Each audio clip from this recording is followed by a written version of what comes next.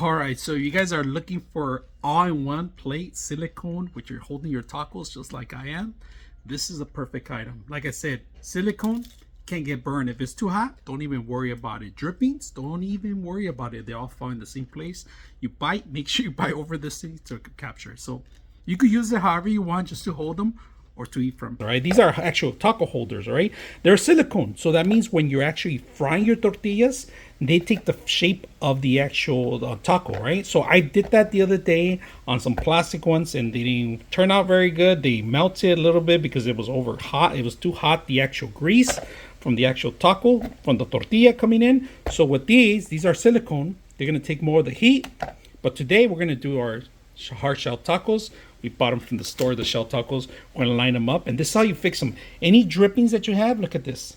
They captured through here. Any extra ingredients or something that falls off the actual taco, you don't have to worry about it. So we're gonna set it up so you guys can see how it looks and how I fix them together, right? So let's go ahead and do that.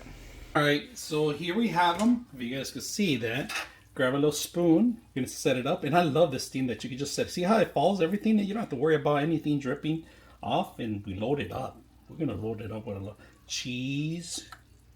Look at that, beautiful, I tell you.